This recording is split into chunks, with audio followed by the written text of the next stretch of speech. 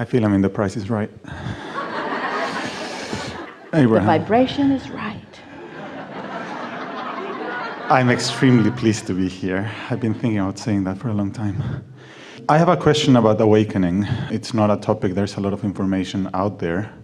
It's not a big universal experience either. It either is or it isn't in the moment. Because it's really talking about connection with Source. That's when you're awake. Clarity and awakening, we want to call the same thing. Okay. I get that. I get that it's a constant process, but in a lot of the literature, I sort of became obsessed with it about a year ago. And in a lot of the literature, there's sort of this is the time of awakening. No, not that way. But in the experience of the person who awakens, it seems to be a singularity moment. It's not, in the way that I've heard you talk about it, it's sort of a continuous process. Is a continuous process. Never ending. Here's exactly how it works. So contrast produces a desire that at first you're not a match to. So you talk yourself into alignment with it, and then the gap closes, and now a manifestation wraps around you. Now you stand with your new manifestation and a whole new set of contrasting experiences, which launches another rocket, which at first you're not a match to. So then you self-soothe and close the gap, and now the manifestation wraps around you and brings with it a whole new set of contrasting experiences. So there is a never-ending value in reaching for alignment with the expansion that life has caused you to accomplish. I understand that part. However, it seems to me that there is this stage 5 that you're talking about, in which you know that you have arrived at this position in which there's no doubt anymore. All right, so what that is, that's a study and mastery of your own emotional guidance system. So all that you've lived has created a vibrational reality that Source is standing in about you. And you're somewhere in relationship with that. So when you get in the vicinity of it, now you begin translating that vibration into tangible things. And the first tangible thing that you translate it into is an emotion. Well, thought comes and emotion simultaneously. And then if you're able to maintain it, then soon all kinds of impulses of action and rendezvous and all kinds of other things come into place, and now there's chairs in the room. So the thoughts are turned to things. Once you are consistently able to hold yourself or return there quickly, hold yourself or return there quickly, that's what we're calling step 5, where you know how to manage your vibrational beingness. So no condition throws you, because you understand that conditions are changing because of the vibrational countenance that you are a master of. I understand. So that's why when this young mother is being quizzed by her mother, what are you doing about that? I'm loving him. I'm mastering loving him. I'm no longer trying to control his behavior so that I can have a loving response to the condition. I'm mastering clarity. I'm mastering love. So it's the consistency that step 5 is talking about. We've said for many years, this connection to Source, this alignment, is not like a college degree where once you get it, it's yours forevermore. It either is or it isn't in the moment.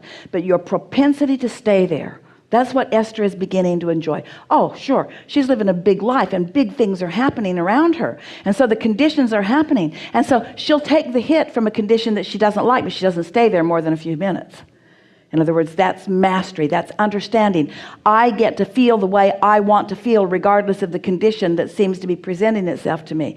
And further, the understanding that the condition will morph is helpful, but there is a trap in that. There's a trap in saying, okay, I'll do this stupid work so that the condition will change. You know, you don't talk about us like that, but I'll do the work so that the condition will then change. There's a trap in that because your attention is on the condition. That's why we ask you the question, where does the path of least resistance lead? It leads to alignment. It leads to feeling good.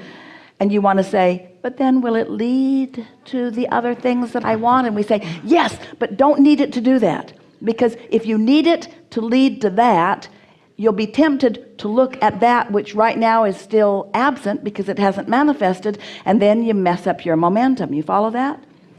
Yeah, there is a little bit more, I guess, but I guess this is like when Pete Sampras or somebody's playing a tennis match and they're amazing in the moment, they're awake, yes, pretty much. And then when they go out of the game, they probably think, like, can I do that again? Even watch the best of them in the game.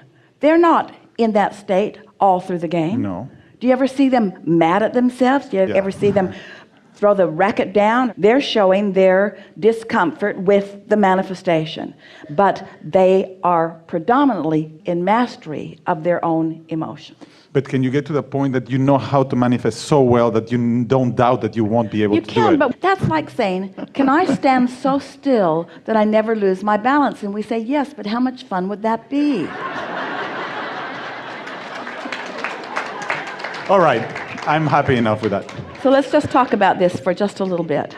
So, step 1, obvious, contrast, causes you to ask. Step 2, source answers. And while you may not be aware of it, there is a vibrational reality that has assembled and the cooperative components are gathered. The question is, are you a cooperative component to your own desire? And the answer is sometimes yes and sometimes no, and you can tell by the way you feel which it is.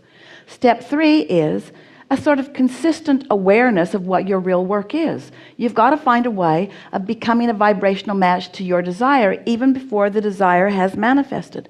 That is so essential to understand.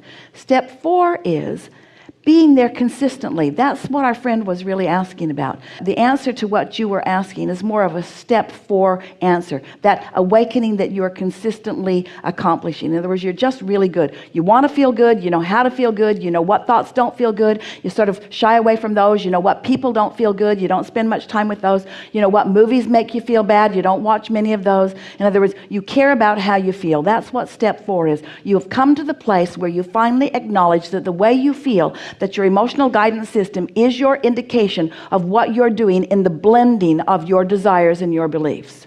Some time ago, we said on a really regular basis, if you want it and believe it, then it is.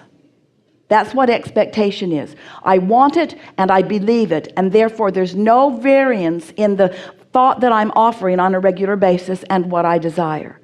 Now, what step 5 is? Step 5 is, I've asked for it, source has answered it, I am consistently in a place of feeling good about it, and now I am not set off my game when negative emotion presents itself to me. Instead, I understand the power and the value of returning to step 1 over and over again. Step 5 mastery is an acceptance that step 1 is a good thing. The acceptance that step 1 is good. The acceptance that negative emotion is good. Negative emotion is guidance, because all of it is leading to more. And since I've got mastery, does it matter if I'm always there 100% of the time when I know I can get there anytime I choose to with a relatively short amount of focus? That's what mastery is, step 5.